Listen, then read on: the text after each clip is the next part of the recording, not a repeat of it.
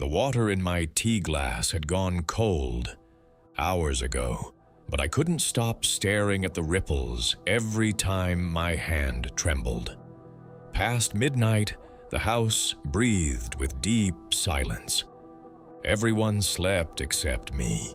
I'd been sitting on my prayer rug for hours, not praying, just existing between what I was supposed to be and what clawed its way out from my chest. 6 months ago, I had everything figured out. My reflection in the mosque showed a man others envied. Clean beard, focused eyes, memorized verses flowing perfectly. The brothers trusted me with secrets, missions requiring loyalty. I was the golden son mothers pointed to when lecturing wayward children. But golden things crack under pressure. Hidden beneath my mattress lay a phone bought with textbook money. 3 weeks earlier, researching for university, I clicked the wrong link, heard the wrong voice. A woman singing about Jesus who loved broken people. I should have closed it immediately. Instead, I listened until silence, tears streaming unexplained down my cheeks. The melody burrowed into my bones, beautiful and dangerous. Days afterward, I hummed fragments during prayer, my voice betraying me with notes that didn't belong. Prayer became performance theater. Familiar words tasted foreign, as if I'd forgotten how to feel the language. My roommate Omar noticed, "You've been different lately, distant." That night, I searched for similar music, video after video of former Muslims sharing stories, voices heavy with inexplicable sorrow I'd been carrying. Each testimony reflected parts of myself I'd never acknowledged, buried questions, suffocated doubts, unnamed longings. My soul whispered that maybe I wasn't alone in my questions. The shift in my daily routine was subtle but seismic. Where I'd once approached prayer with anticipation, now I moved through the motions like an actor who'd forgotten why he'd chosen the role. The verses about divine judgment, which had once filled me with appropriate fear and reverence, now sounded harsh and distant. During Friday sermons, when our imam spoke passionately about the dangers of Christian missionary work, I found myself studying the faces around me, wondering if anyone else felt the weight of his words like stones thrown at glass houses. The breaking point came during a particularly intense gathering where we discussed strategies for protecting young Muslims from Western spiritual influences. As the brothers shared stories of friends and relatives who'd been deceived by Christian outreach, I sat silent, my hands clenched so tightly, my nails drew blood from my palms. Their words painted a picture of Christianity as a predatory force, Christianity as spiritual poison, Christianity as the antithesis of everything pure and holy.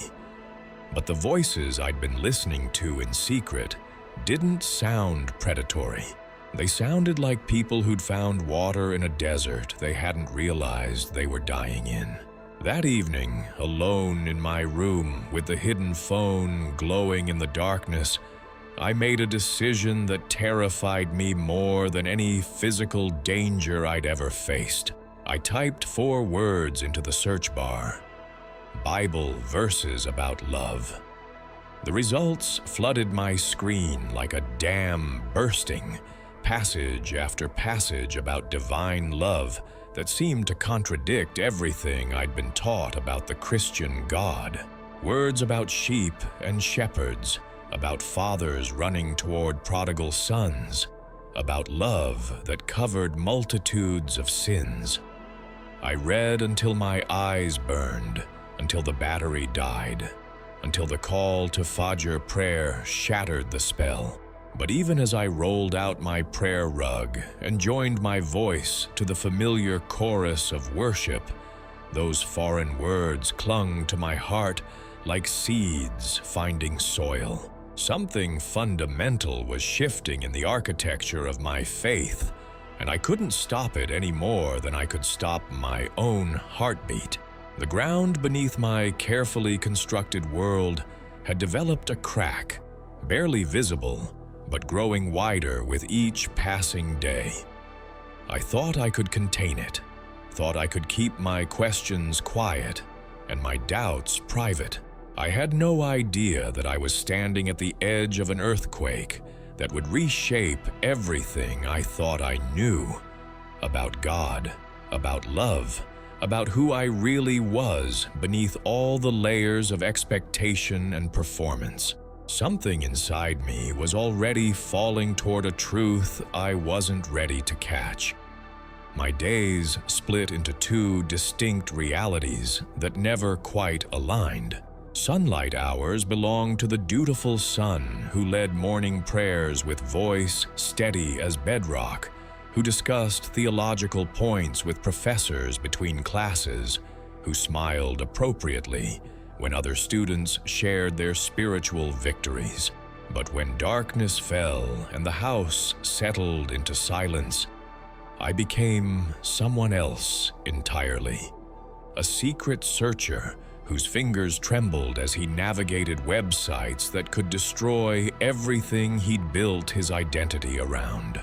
The hidden phone had become my confessional booth, the screen my window into testimonies that made my chest tight with recognition. Video after video of people describing the exact spiritual hollowness I'd been carrying like a stone in my stomach for months. Their faces glowed with something I couldn't name, but desperately wanted to understand. They spoke of peace that made no logical sense, of joy that survived circumstances that should have crushed it, of a love so vast it rewrote their understanding of what it meant to be human. One woman's story lodged itself in my ribs like a splinter. She'd been a devout Muslim professor, respected in her community, married to an imam, mother of 4 children who memorized Quran verses before they could properly read. Her transformation began, she said, with a single question that wouldn't stop echoing in her prayers. Does God actually like me, or does he merely tolerate my attempts at righteousness? The question had haunted her through months of increasingly empty worship until, in desperation, she'd begun secretly reading Christian testimonies online. Her voice broke as she described the moment she realized she'd been trying to earn love from a God who'd been offering it freely all along. I replayed that section dozens of times, each viewing peeling away another layer of the armor I'd built around my heart. Her question became my question, haunting my prayers, disrupting my sleep, following me through daily routines like a persistent shadow. Did Allah love me, or was I merely a servant whose value depended on perfect performance? The verses I'd memorized spoke often of divine mercy, but they felt conditional, transactional. Mercy earned through submission, love granted to those who proved themselves worthy through unwavering obedience. My academic performance began suffering as my attention divided between required coursework and obsessive research into Christian theology. I found myself comparing Islamic and Christian concepts of divine love, searching for the source of the peace I heard in those testimonies. The contrast was stark and troubling. Where my faith tradition emphasized God's justice, Christianity seemed to emphasize God's grace. Where Islam spoke of earning paradise through righteous deeds, Christianity spoke of receiving salvation as an unmerited gift. The differences weren't just theological, they were emotional, experiential, transformative in ways that made my carefully constructed worldview feel suddenly fragile. Omar's suspicion deepened into open concern. "You're distracted during prayer," he observed one morning as we prepared for classes. "Your lips move, but your eyes are somewhere else. The brothers are starting to notice." His words hit like ice water, snapping me back to the dangerous reality of my situation. In our community, spiritual drift wasn't just personal failure, it was potential apostasy, something that could result in being cut off from family, friends, everything that gave life meaning and context. I tried harder to focus during religious observances, to project the enthusiasm and certainty expected from someone in my position. But the harder I tried, the more obvious the performance became. My prayers felt like reciting poetry in a language I no longer fully understood. The sermons that had once inspired me now sounded like lectures delivered in an echo chamber. During discussions with fellow believers, I caught myself nodding at statements that privately made me want to scream with disagreement. The breaking point arrived during a particularly intense Friday sermon about the dangers of interfaith dialogue. Our imam warned about Christians who presented their faith as love-centered, describing this as a deceptive strategy designed to make Islam appear harsh by comparison. "They speak of unconditional love," he said, his voice rising with righteous anger. "But this is spiritual poison disguised as honey. True love requires discipline, boundaries, consequences for disobedience. What they call love is actually permissiveness that leads souls toward eternal damnation." His words were meant to strengthen our resolve, but they had the opposite effect on me. Sitting in that packed mosque, surrounded by hundreds of nodding heads, I felt more isolated than I'd ever felt in my life. The spiritual poison he described sounded exactly like the medicine my soul had been craving. The permissiveness he condemned felt like the freedom I'd been unconsciously seeking. For the first time, I allowed myself to consider the possibility that everything I'd been taught about Christianity might be not just incomplete, but actively misleading. That night, I made a decision that felt like stepping off a cliff with no knowledge of what lay below. Instead of watching random testimonies, I searched specifically for former Muslims who'd become pastors, teachers, leaders in Christian communities. I needed to understand not just how people left Islam, but how they built meaningful lives in Christianity. What I found challenged every assumption I'd held about the consequences of conversion. Their stories weren't tales of spiritual confusion or social exile, though many had paid heavy prices for their choices. Instead, they radiated a settled joy that contrasted sharply with the anxious piety I recognized in my own community. They spoke of discovering that following Jesus wasn't about perfect rule following, but about relationship with someone who knew them completely and loved them anyway. Their God wasn't keeping score of their failures. He was celebrating their willingness to stumble toward truth. The air felt heavier that day, as if something was about to ask me a question I wasn't ready to answer. I could feel fault lines spreading through the foundation of everything I'd built my life on, and I had no idea how to stop the earthquake that was coming. My handler assigned me a mission that felt like divine irony, wrapped in nightmare packaging. "There's an American missionary named David," he explained during our weekly briefing, sliding a manila folder across the table between us. "He's been running an underground church, targeting vulnerable Muslims with emotional manipulation disguised as spiritual guidance. We need intelligence on his methods, his contacts, his weekly schedule. Consider this an opportunity to understand enemy tactics from the inside. The photograph showed a man in his 50s with kind eyes and silver-streaked hair, smiling at someone beyond the camera's frame. Pastor David, according to the file, had been in our region for 3 years, ostensibly teaching English, but actually conducting what our surveillance team called soft evangelism, building relationships with locals, offering practical help, then gradually introducing Christian concepts once trust was established. The strategy was apparently effective. Several young people from respected families had been compromised by his influence. I accepted the assignment with what I hoped appeared to be appropriate enthusiasm, but my hands shook as I studied the intelligence reports.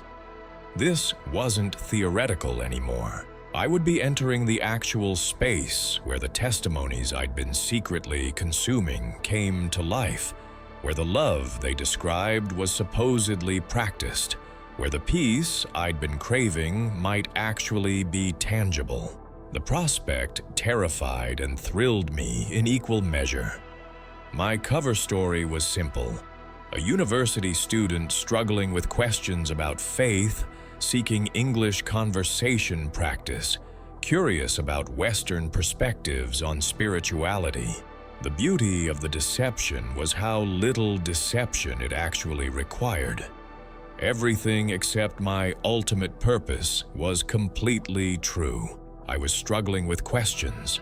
I did want to improve my English, and I was desperately curious about perspectives that might explain the spiritual hunger I'd been carrying like a secret wound.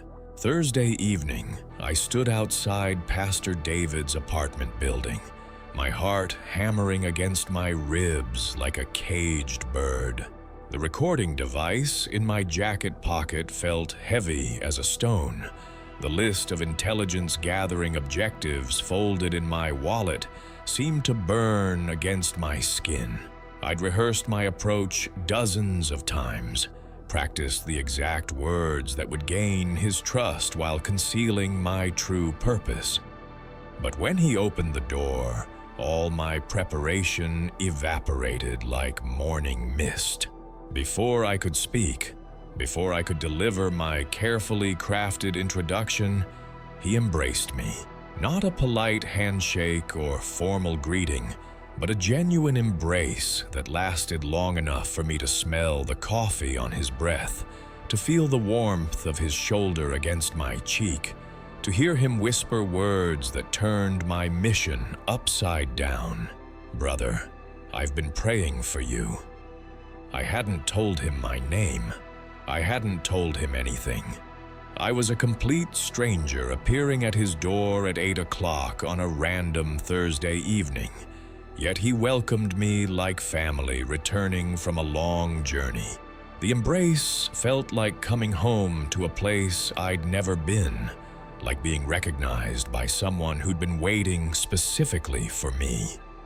When he finally released me and stepped back, his eyes held tears I couldn't understand. "I'm sorry," he said, laughing at his own emotion. "I know this must seem strange, but 3 days ago, during prayer, I had such a clear sense that someone was coming who needed to hear that he's loved exactly as he is. I've been watching for you ever since." His English was slightly accented but perfectly clear, his voice carrying warmth that made my chest tight with unexpected longing. The living room where he led me was simple but welcoming.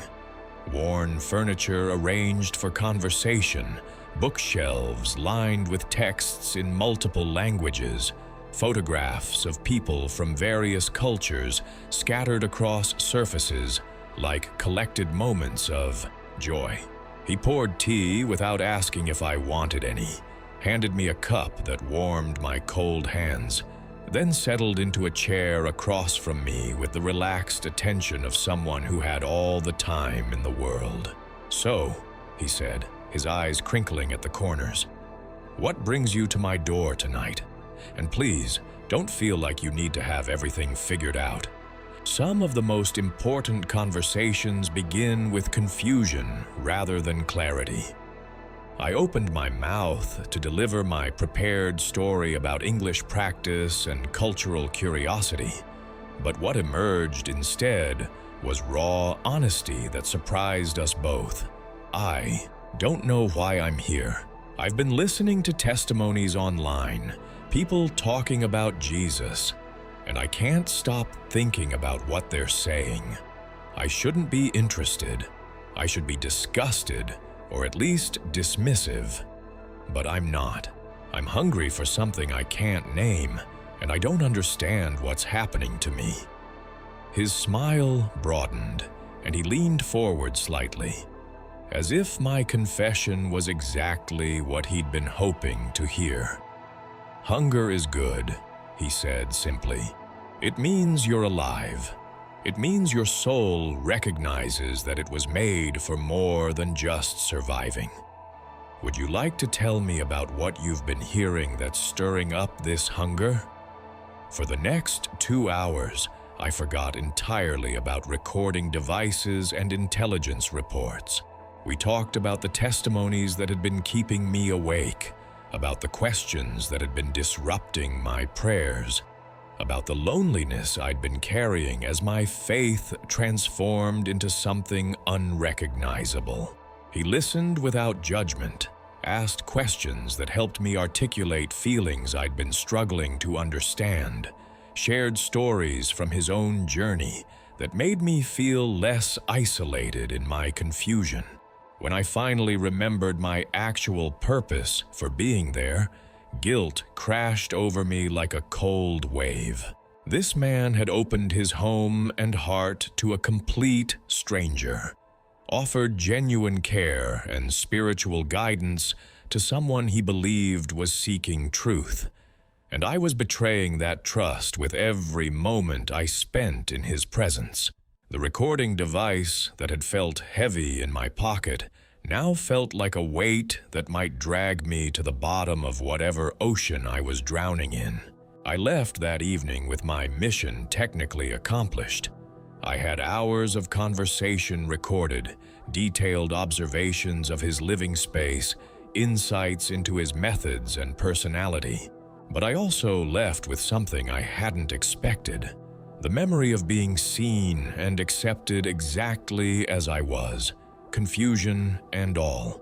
For the first time in months, I'd felt like I could breathe fully, like I didn't have to perform or pretend or carefully monitor every word that came out of my mouth. The walk home felt like moving between two different worlds that couldn't quite coexist in the same reality.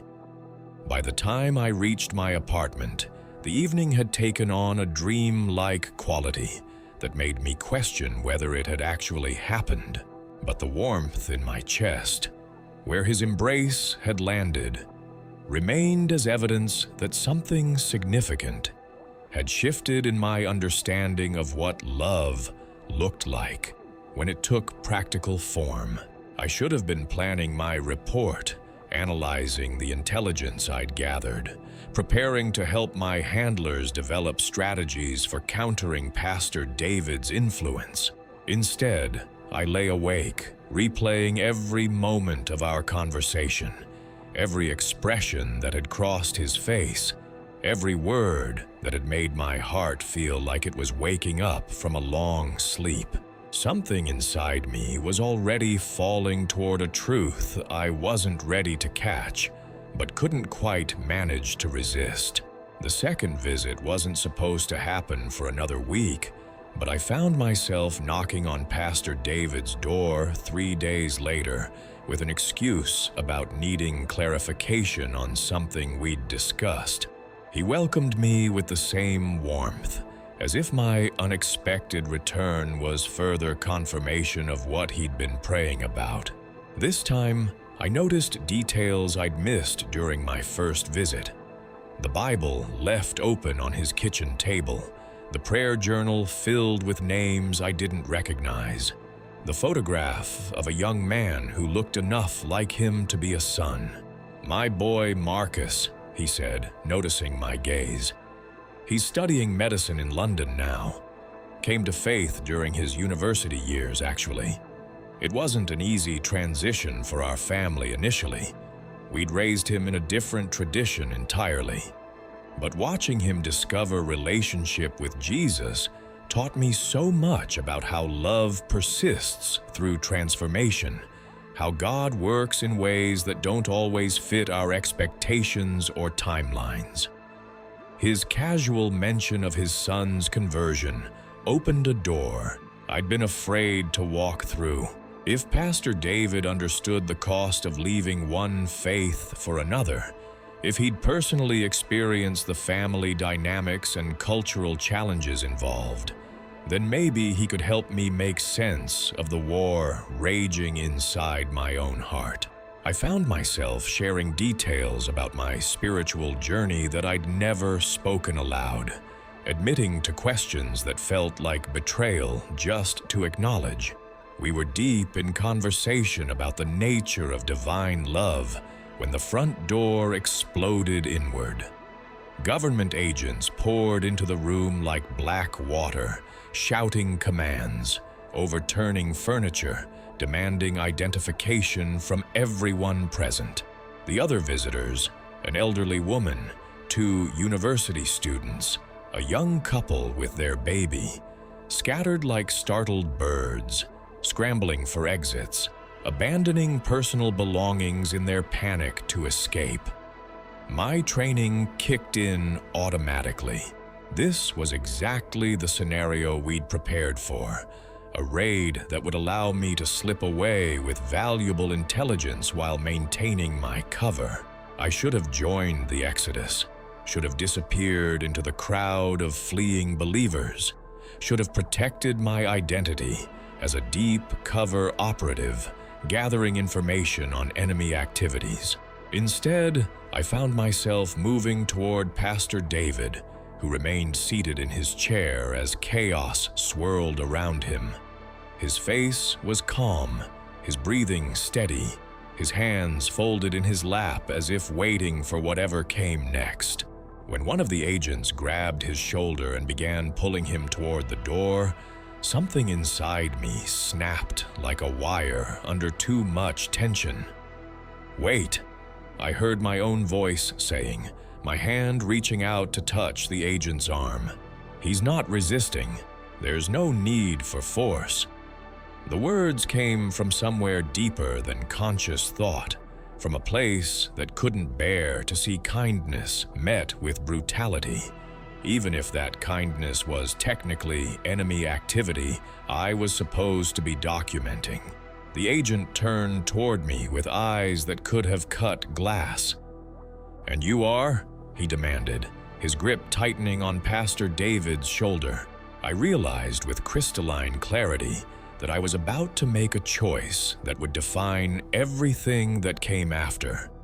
I could claim to be an innocent bystander, someone who'd simply been in the wrong place at the wrong time. Or I could tell a version of truth that would protect the man who'd shown me what unconditional acceptance looked like. "I'm his student," I said, the lie feeling strangely like the most honest thing I'd ever spoken. "He teaches English conversation. I can vouch for his character. He's never tried to pressure anyone or convert anyone. He just answers questions when people ask them." Pastor David's eyes found mine across the chaos, and I saw recognition there, not just of my presence, but of my choice. The agent released his shoulder but continued studying my face as if memorizing it for future reference. "You'll need to come with us for questioning," he said finally. "Anyone present during illegal religious activities is subject to investigation."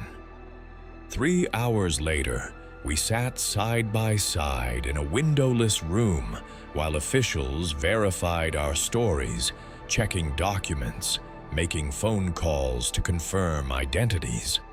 Pastor David had said very little during the process, but his presence beside me felt like an anchor in a storm I hadn't realized I was drowning in. When they finally released us with warnings about future surveillance, we walked out into pre-dawn darkness that felt like emerging from underwater. "Thank you," he said as we stood on the sidewalk outside the government building. "You didn't have to do that. You could have left with the others, but you stayed. That meant more than you probably realize." I wanted to tell him the truth, that I'd been sent to spy on him, that everything about our meeting had been orchestrated deception, that protecting him had compromised my mission in ways that might have dangerous consequences. Instead, I found myself asking the question that had been building pressure in my chest for hours. Why aren't you angry? They destroyed your home, arrested you, threatened everyone who cares about you.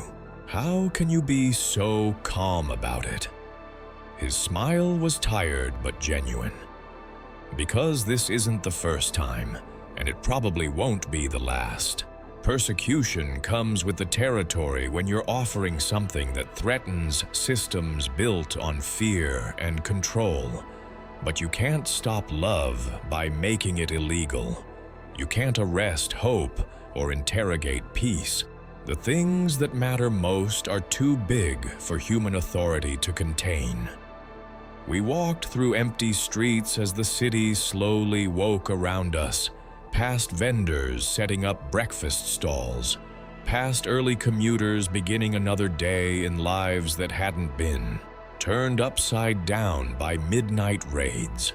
Pastor David talked about his calling, about the joy he'd found in serving people who were hungry for something more than rule-following and performance-based religion. His words painted pictures of a God who ran toward broken people instead of away from them, who celebrated questions instead of demanding blind acceptance, who measured love by grace given rather than obedience earned. By the time we reached his street, something fundamental had shifted in my understanding of what I was really doing. This wasn't just intelligence gathering anymore.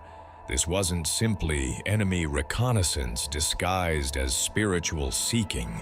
I was genuinely, desperately hungry for what this man represented, for the peace that radiated from him even in the middle of crisis, for the love that remained steady regardless of external circumstances. "Same time next week?" he asked as we prepared to part ways. His question was casual, but his eyes held deeper meaning. He was asking if I was ready to continue pursuing whatever was stirring in my heart, regardless of the costs that might come with it. I nodded before my rational mind could construct objections or calculate risks. "Yes," I said, and meant it more completely than I'd meant anything in years. "Same time next week." As I walked home through streets growing bright with morning sunshine, I realized I could no longer pretend this was just an assignment. The man I'd been sent to investigate had somehow become the first person in my adult life to see me fully and love me anyway. The intelligence I was supposed to be gathering felt increasingly like wisdom I needed for my own survival. The enemy I was supposed to be studying was starting to look suspiciously like the friend I'd been searching for without knowing it. When I reached my apartment, Omar was waiting in the hallway, his face tight with concern that immediately transformed into something harder when he saw me. "Where have you been all night?" he asked, his voice carrying undertones I'd never heard before. "The brothers have been looking for you. There are questions about your recent activities, about where your loyalties actually lie." I realized with sudden, terrible clarity that I was standing at a crossroads where every path led through pain. Continue the deception and betray the first person who'd ever loved me unconditionally, or tell the truth and face consequences that could cost me everything I'd built my identity around. The ground beneath my carefully constructed world was cracking, and I could no longer pretend I didn't hear the sound of foundations crumbling. My handler's suspicion had been growing for weeks, but his interrogation that afternoon felt different, sharper, more focused, designed to expose contradictions rather than gather information. "Your reports lack detail," he said, spreading my previous intelligence summaries across the desk between us like evidence of failure. "You spend hours with this missionary, yet you provide minimal insight into his psychological manipulation techniques, his recruitment strategies, his network connections." I'd prepared for this conversation, rehearsed explanations that would buy more time, crafted responses that would deflect suspicion while maintaining my cover. But sitting in that sterile office, looking at documents that reduced Pastor David to a strategic target, something inside me revolted against the entire charade.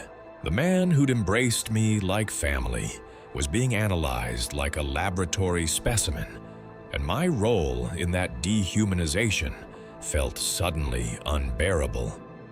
"He's more subtle than we initially assessed," I said, forcing my voice to remain steady. "His approach is relational rather than ideological. He builds trust slowly, meets practical needs, allows people to draw their own conclusions rather than pushing specific doctrines. It's effective precisely because it doesn't feel like manipulation."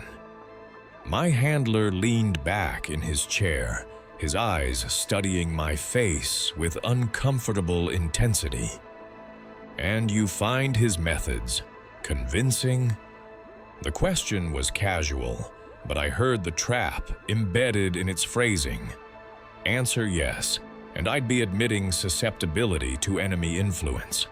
Answer no, and I'd be contradicting the effectiveness I'd just described. "I find them concerning," I replied carefully. "People who are emotionally vulnerable, spiritually seeking, or intellectually curious are particularly susceptible to his approach. He presents Christianity as relationship rather than religion, love rather than law. It's appealing to anyone who's struggled with the disciplinary aspects of traditional faith practice." The words tasted like ash in my mouth, but they seemed to satisfy his concerns. He nodded approvingly, made notes in my file, then delivered instructions that made my blood run cold. "We're accelerating the timeline. Next week, you'll attend his regular gathering and document everyone present. Names, faces, personal details, family connections. We need to understand the full scope of his network before we move to the elimination phase." Elimination phase. The euphemism landed like a physical blow, making my vision blur and my hands tremble. They weren't just planning to arrest Pastor David or deport him or close his ministry. They were planning to eliminate him entirely, along with anyone deemed too compromised to be rehabilitated. The elderly woman who'd been reading her Bible when the agents burst in, the university students who'd been asking questions about forgiveness, the young couple seeking guidance about raising their baby in a complicated world. All of them were now on a list that ended in elimination. I left that meeting feeling like I was carrying poison in my veins, like every breath was contaminated with complicity in something monstrous. The recording device they gave me was smaller than previous equipment, nearly invisible when properly concealed, designed for close proximity conversations, that would provide evidence for future prosecution. Wearing it felt like wearing a weapon aimed at the first person who'd ever seen my soul and decided it was worth loving. That night, alone in my apartment, I sat on the edge of my bed with the device in my palm, trying to reconcile the man I'd believed myself to be with the role I was being asked to play. For years, I'd told myself that serving the Brotherhood meant protecting our community from spiritual deception, that exposing false teachers was a form of religious duty. But Pastor David didn't feel like a deceiver. He felt like someone who'd found water in a desert and couldn't help sharing it with other thirsty people. The hidden phone that had started this whole journey lay beside me on the bedspread, its screen dark, but its presence heavy with possibility. I could watch more testimonies, could listen to more voices describing the peace that came from following Jesus, could continue feeding the hunger that had been growing in my chest for months. Or I could delete everything, throw the phone away, return to the life I'd built before questions began disrupting my certainty. Instead, I did something that surprised even me. I opened a note-taking app and began writing. Not intelligence reports or strategic assessments, but honest reflections on what was happening in my heart. The words poured out like water from a broken dam. Months of suppressed questions and doubts and longings finally finding expression. I wrote about the loneliness I'd been carrying despite being surrounded by community, about the performance anxiety that came from believing love had to be earned through perfect obedience, about the growing suspicion that I'd been trying to follow a God who existed more in my head than in my heart. Writing those words felt dangerous and liberating in equal measure. They were evidence of apostasy, proof of spiritual drift that could cost me everything if discovered.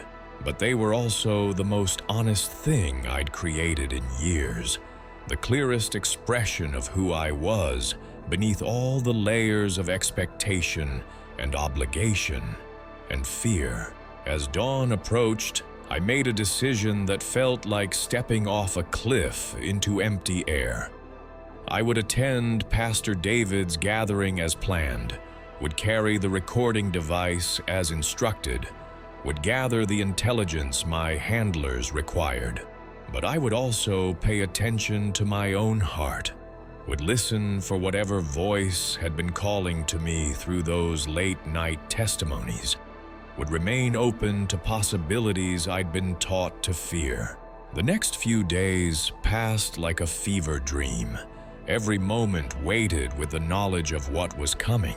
I found myself studying the faces of my brothers differently, wondering which of them had been assigned to surveillance duty, which conversations were genuine, and which were designed to test my loyalty. The community that had once felt like family now felt like a theater where everyone was performing roles that might or might not reflect their true feelings. Pastor David's Wednesday text arrived with its usual warmth. Looking forward to seeing you tomorrow evening. We're discussing hope this week. Specifically, what it means to hope for things we can't yet see, but somehow know are true. I think you'll find the conversation meaningful. His words hit like arrows aimed directly at my heart. Hope for things unseen, but somehow known to be true. Wasn't that exactly what I'd been experiencing? This growing certainty that there was more to God than I'd been taught, more to love than I'd been experiencing, more to life than the careful performance I'd been maintaining. The gathering he was inviting me to might be my last opportunity to understand what that hope looked like when it took practical form. Thursday evening arrived gray and cold, matching the storm brewing in my chest. I checked the recording device 3 times, confirmed its battery life, tested its range and clarity. Everything was functioning perfectly, ready to capture evidence that would destroy people who'd shown me nothing but kindness. The weight of what I was about to do pressed against my lungs like a stone, making every breath an effort. But as I walked toward Pastor David's apartment, I realized something had shifted in my motivation. I wasn't just gathering intelligence anymore. I was attending what might be my last honest conversation about faith, my final opportunity to understand what I'd been searching for in all those late-night testimonies. Whatever happened afterward, I would at least know what I was choosing between. The decision that would define everything came disguised as a moment of ordinary human decency, but I recognized it immediately as the crossroads I'd been approaching for months. Standing in Pastor David's living room, watching my handlers prepare to destroy everyone who'd shown me genuine love, I finally understood what hope for unseen things actually meant. It meant believing that love was stronger than fear, that truth was worth any price, that some choices mattered more than personal safety. My supervisor's phone call came at 11:30 that night, his voice tight with the kind of controlled rage that preceded consequences I didn't want to imagine. "We need to meet immediately," he said. "There are questions about your recent activities that require immediate clarification." I knew what those questions would be, knew what evidence they'd assembled, knew what consequences awaited operatives who'd been compromised by enemy influence. But I also knew something they didn't understand. I was no longer the person they'd sent to infiltrate Pastor David's ministry. That man had been slowly dying for months, suffocated by questions he wasn't allowed to ask and hungers he wasn't allowed to feed. What remained was someone who'd tasted unconditional love and couldn't return to believing it was impossible. The apartment felt different as I moved through it, gathering the few possessions that mattered. Not like home anymore, but like a costume I'd been wearing for a role I no longer wanted to play. The hidden phone went into my jacket pocket, its weight familiar and comforting. The recording device they'd given me stayed on the desk, its memory full of conversations that would never reach their intended audience. I was reaching for my keys when warmth flooded the room, like summer sunlight breaking through storm clouds. The air grew thick with presence, with love so tangible. I could feel it settling on my skin like gentle rain. Time seemed to slow, the ordinary sounds of night traffic and distant music fading into reverent silence. In the corner where shadows should have been gathering, light began to take shape. Not the harsh glare of artificial illumination, but the soft radiance of something entirely other. I recognized him before my mind could process what I was seeing. Recognized him from the testimonies I'd been consuming for months, from the dreams that had been calling to me in languages I didn't consciously understand. Jesus stood in my living room as naturally as if he'd been invited, as if this was his space rather than mine. Not glowing like something from a religious painting, not floating above the ground like an apparition, just beautifully, impossibly present. His eyes held depths I couldn't fathom. Love so pure, it made me want to weep and laugh and fall to my knees all at once. My son. His voice was honey mixed with thunder, gentleness wrapped in absolute authority. I believe in you. The words landed in my chest like seeds finding perfect soil, taking root in places that had been barren for years. I see your heart torn between two worlds, pulled in directions that feel equally impossible." He moved closer, and I caught the scent of something I couldn't identify. Maybe morning air, maybe bread baking, maybe the smell of rain on dry ground. "I know you stand at the crossroads, afraid of every path, because each one leads through pain you're not sure you can survive." Tears were streaming down my face, but I felt no embarrassment, no need to hide my emotion. In his presence, vulnerability felt like the most natural thing in the world, like pretending to be anything other than exactly who I was would be the real impossibility. "But I give you strength now," he continued, his hand reaching toward me with infinite gentleness. "Not to choose sides in human conflicts, but to choose love over fear, truth over safety, relationship over religion. You already know what love requires of you. You've known since the first night you heard my voice calling through those testimonies." His touch on my shoulder sent warmth cascading through my entire body, dissolving knots of tension I'd been carrying for months, washing away the accumulated weight of deception and performance and carefully managed personas. For the first time in years, I felt completely seen and completely accepted, known at the deepest level and loved without condition or reservation. "The path ahead won't be easy," he said, his eyes holding mine with steady compassion. "But you won't walk it alone. Every step you take toward truth, I'll be there. Every moment you choose love over fear, I'll be celebrating. Every time you stumble, I'll be ready to catch you."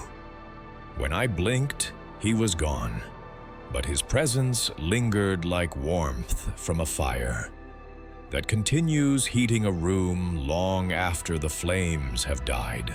The ordinary apartment looked exactly the same, but everything felt transformed, charged with possibility. I couldn't have imagined moments before. I grabbed my phone with hands that no longer trembled and typed the message that would change everything. "They're coming for you tomorrow at dawn. All of you, please, get somewhere safe." Then I packed my few belongings with movements that felt guided by something larger than my own decision-making, no longer afraid of what came next. Love had chosen for me, and I was finally ready to choose love in return. The pre-dawn streets felt like a battlefield where the war was already over, but the combatants hadn't received the news yet. I ran through empty intersections, past shuttered shops, around corners that might hide surveillance teams, or worse, my heart hammering not with fear, but with something that felt dangerously close to exhilaration. They would come for me. I had no illusions about that. But for the first time in months, I was running towards something instead of away, moving with purpose that had nothing to do with self-preservation and everything to do with protecting people who'd shown me what love looked like when it took practical form. Pastor David's safe house was on the outskirts of the city, a modest apartment in a building that looked exactly like dozens of others on the same street. I'd never been there before, but somehow my feet carried me directly to his door, as if the same voice that had spoken to me hours earlier was providing navigation I didn't consciously understand.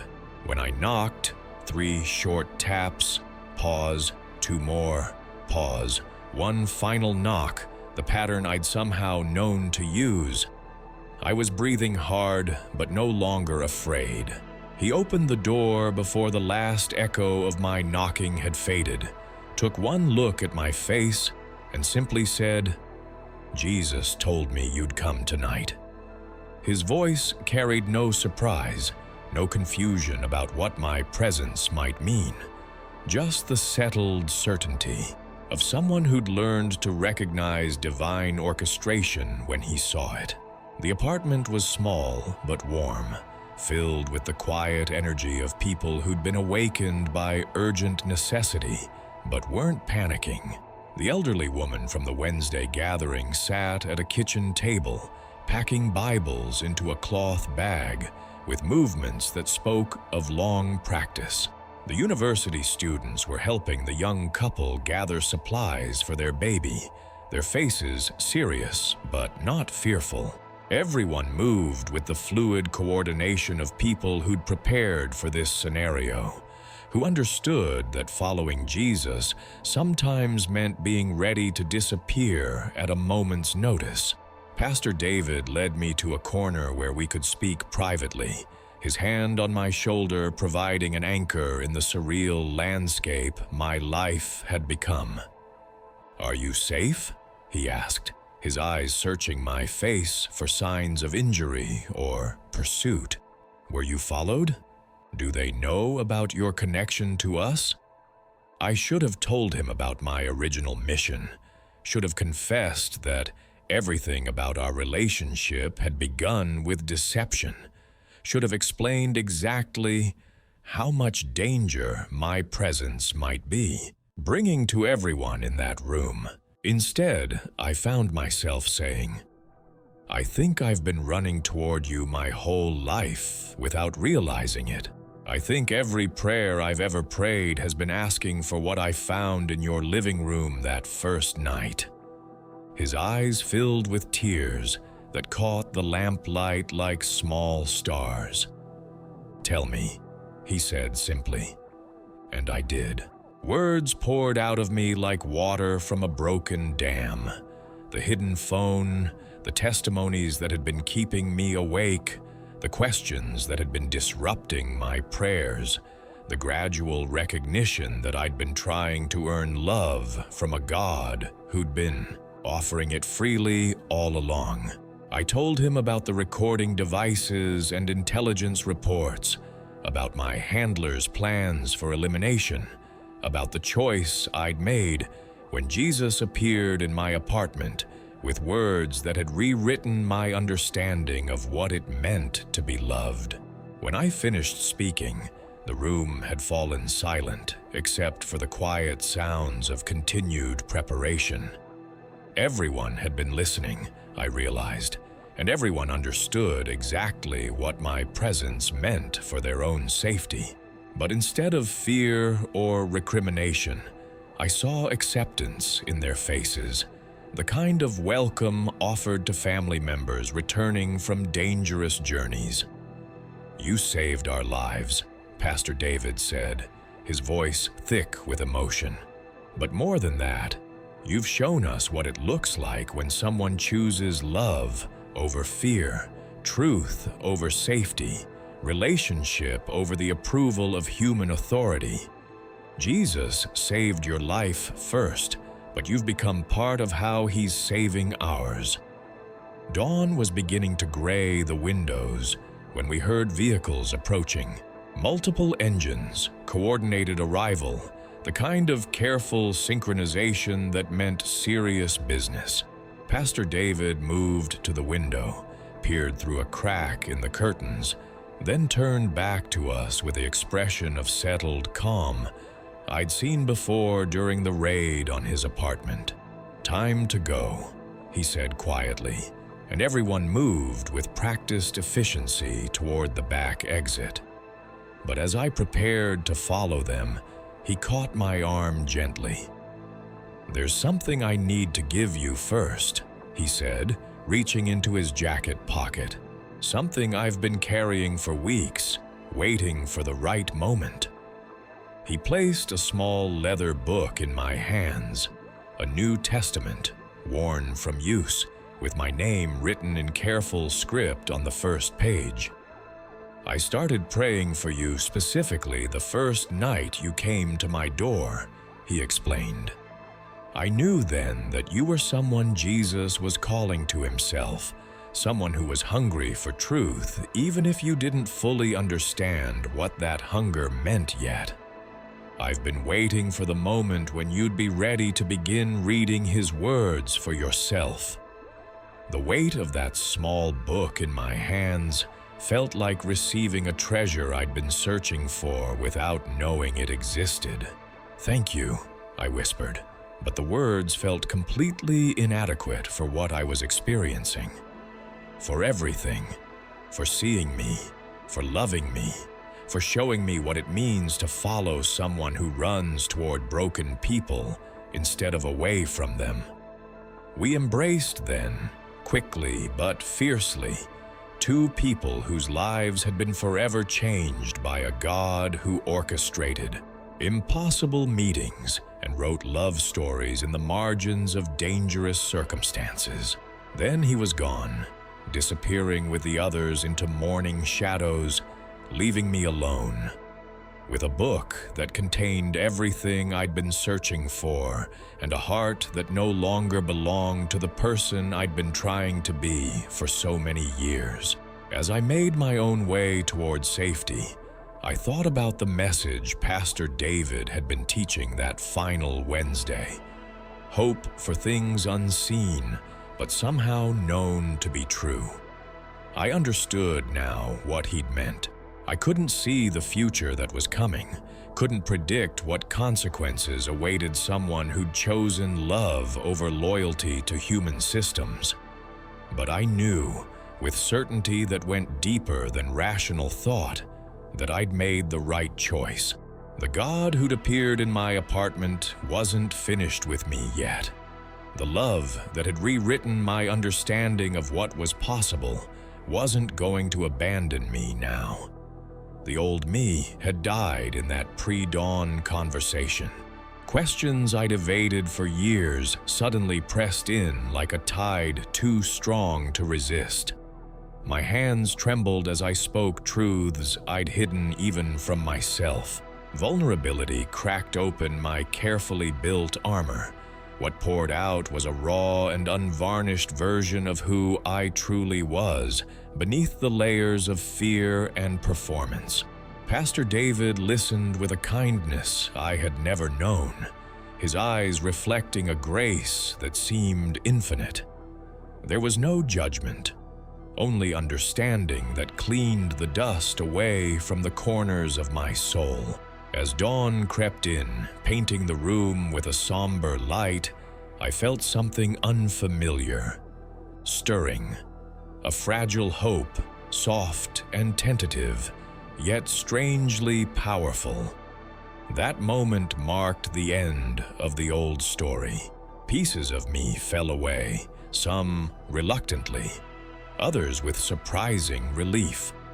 The weight of secrecy lifted, replaced by the quiet certainty that I was not alone, ever again. 6 months later, the river ran cold and clear beneath a vast sky. I stood waist-deep in its rushing current, feeling the sharp bite of water on my skin. Beside me, Pastor David held an open book, his voice calm yet fierce with stories of death and resurrection, of love that casts out fear. As the water closed over me, washing away the last layers of the life I wore, I heard a voice, a whisper that felt like coming home. When I surfaced, gasping and laughing with tears mixing in the chilly spray, I was, for the first time, fully myself. "Jesus," I whispered to the morning sky. "I believe." The words were simple, but they contained everything I'd learned about love that pursues rather than demands. The sun's warmth on my wet skin was a gentle affirmation, a silent smile from the one who had quietly pursued me all along.